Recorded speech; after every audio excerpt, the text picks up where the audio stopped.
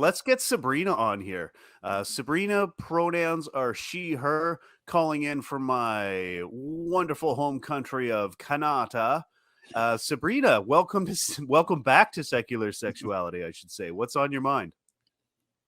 Oh, well, yes. Hello, everyone. Hello, who drank my beers and hell's bells. Jason. Hello. Anyway, so I can't really make a joke with you. But nonetheless, you're three regular suspects I talk with all the time on the Atheist Community of Discord. So it's kind of a funny thing, actually. Like, little small story before I get started. I don't usually have Thursday evenings off, but I happen to have this evening. I'm like, oh, I should listen in to SecX. Maybe I could call or not. And then I actually started watching the show and saw the topic. I'm like, oh, hell yes, I'm calling tonight. Nice. Incredibly nice topic.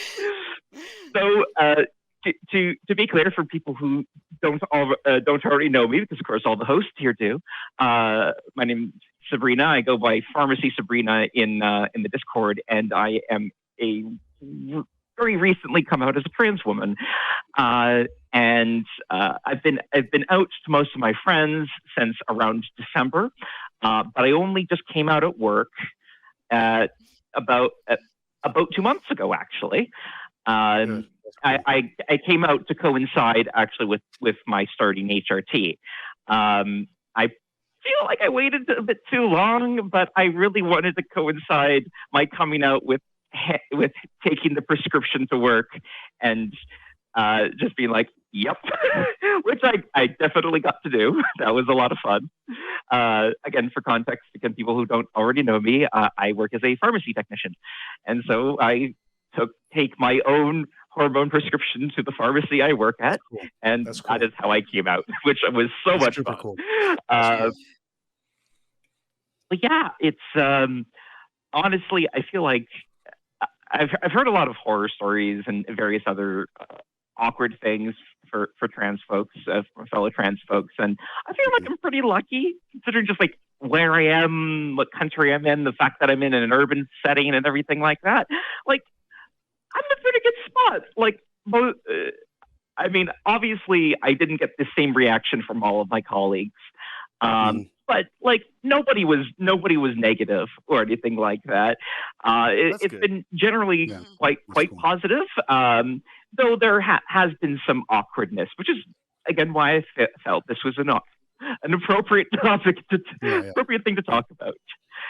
Gosh, excuse me for a second. I excited myself a little too much. I gotta stop doing that. It's okay. I'm glad that you're excited. It's totally cool. No, excited. Yeah, same here. That's awesome.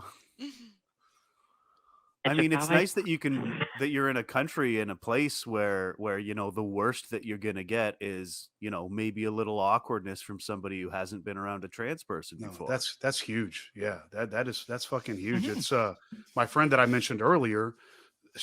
She's been shot at twice in front of her own fucking house. So. Oh no. Yeah, I mean, one of it was on video. They caught it on her garage cam. Yeah, she was actually interviewed by Tracy Harris recently about it, and it's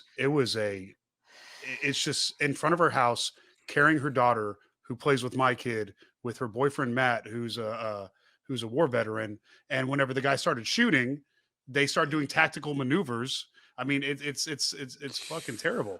Yeah, getting death threats from people she used to be friends with. I mean, those are the things that especially in Texas and with this bullshit is being. Never mind. Sorry, I know we can't talk about that. But with certain people with certain ideologies that perpetuate certain things, it fuels that fucking fire. So I really appreciate you bringing up somewhere that people can be safe and possibly fucking move to get out of this fucking shithole. Yeah, that's it. Everybody move to Canada. That's where I'll be following you. I'm going to BC. Once my kid turns 18, I'm going to BC. Honestly, if I could get all of my trans friends to just like move in by me and everything, I mean, all my friends, honestly, but like specifically my trans friends, because I know how hard it is for you guys in some places. And I'd just be like, I'd love it. And now, with points of honesty, I know that it is not a consistently positive thing. Relevantly for my coming out at work specifically is Of course, I go to my own pharmacy that I work at for my HRT, but so do other trans persons as well. Mm-hmm. And being out as a trans pharmacy worker is obviously quite. I mean, I don't even fully understand because I'm on the other side, of course. But my understanding is it's quite a nice thing for my trans patients. And Oh yeah. well, from what some of them have told me, one of my trans patients, he told me a little while ago. This is actually before I came out, but I was still like super positive with all of my trans patients before I came out to him. But he told me that because he doesn't live very close to our pharmacy anymore. He used to live close by, but then he moved. And he's like, "There's a reason why I'm sticking with you guys because he's had some pretty bad experiences at other locations." And I'm like, "Oh, even here, not everyone is respectful. I just so happen to be lucky, and I guess I myself am one of the people making things better for everyone. But which is exactly what I want to do. I honestly just want to make my queer patients like. I just want to make their lives better because I know things kind of suck in a lot of ways. Good. So, but there have been some challenges though. So, while I'm not going to say fully out because even though it's an independent pharmacy, it's kind of big, and so I don't talk to a lot of the cashiers at the front very much. So most of them don't know. But everyone in the dispensary knows. A couple of the cashiers that I'm really friendly with know.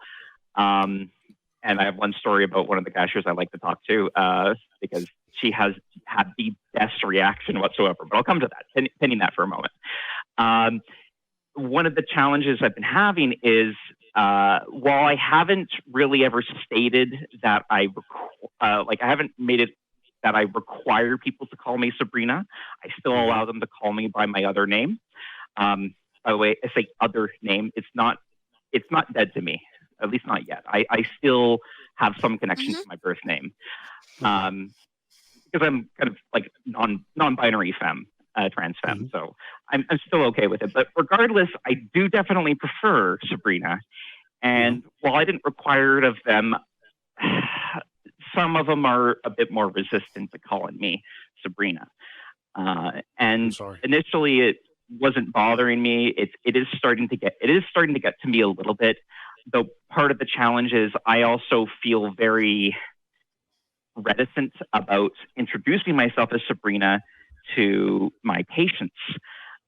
So my trans patients know because of course I can tell them like I have no risks there. It's a gimme, it's free. But as far as my other patients are concerned, like I don't know how they're going to respond. I have come out to a couple of the non-trans queer patients of mine because I feel that's a safer bet. Of course, we're in the same camp. Kind of, we're in the same camp. But it's like I know we have some fairly conservative persons. I don't want to make things confusing. And because I've been at this pharmacy for a while, most of my patients already know me by birth name, and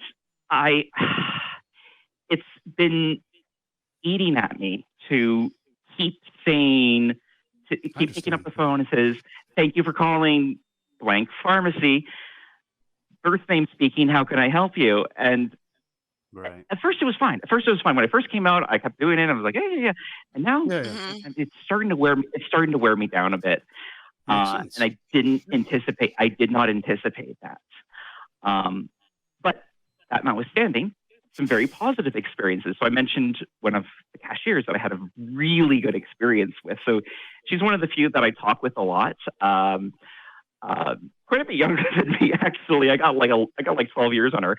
But she is, I don't know, we've always just been she's been very friendly and we chat a lot. And I remember this was after I came out to everyone in the dispensary. She had come in, and I think somebody had said something which was sort of like a tip off, and it was kind of odd. I'm like, oh, right. I'm not going to use her name here, but just in case it gets connected to people. I'm like, hey sis, yeah, I guess I haven't had a chance to tell you yet, but I'm trans. Actually, my preferred name is Sabrina. And as I say, this was the most positive reaction a non-trans person could possibly have given to me. She was so like excited and thrilled. She's like, "Oh my God, this is so awesome! Can I give you a hug?" And I'm like, "Yes." And so we just like had a big hug. That's great. That's fucking great. And it was That's wonderful. yeah. And she's and she's like, "Welcome to the community," and I'm like, "Oh, okay," because I didn't realize she was part of the community. So she told me that she's apparently like open about this, but she's bisexual. So I'm like, "Oh, cool, awesome." But yeah, it was just like I felt so good after that. Like that just made my day, and I mean, I've already been pretty chill with her anyway, even prior to this, but like, I feel like we've gotten closer just because, like, I don't know, it was such a positive experience and made me feel so great and validated. That's fucking beautiful. There's definitely not enough of those for trans coming out stories. So I'm glad that you're calling to share yours. Yeah. And honestly, from what I've noticed, it seems like it's in general, and this is experiences I've heard from other persons too. It's younger persons who seem to be much more easy to react like this. One of the techs I work with, to my knowledge, she's not herself queer, but while she still uses my old name, it's more for convenience purposes because again, it's the name I'm using around our patients. But she's like made comments at one point. She's like, "Oh, if you want to start like doing your nails, I can show you how to do that." And I'm like, "Oh, cool. Thank you." Like just like being positive and being chill about it and everything like that.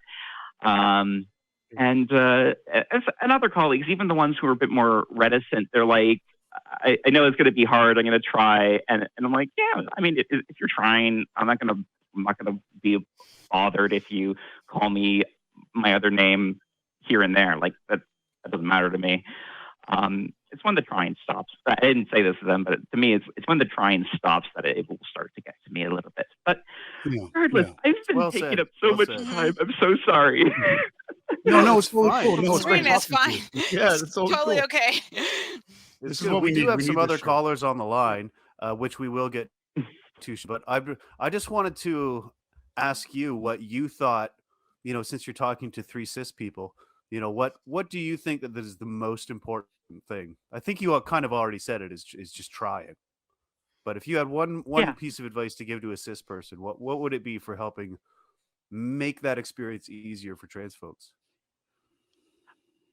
Well, yes, try is one of them. And the other thing I will say is don't be so afraid of, like, if you're already genuinely trying, because if it's people wanting to know, obviously they want to try.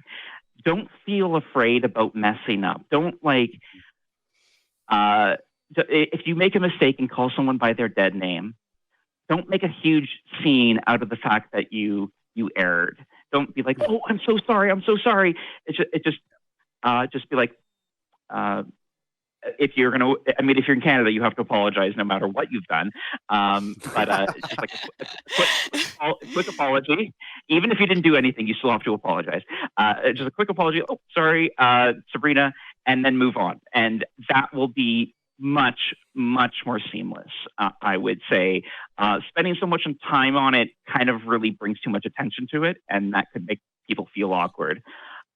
Just a quick, just correct yourself and move on. That is, I would say, that is second only to trying in the first place.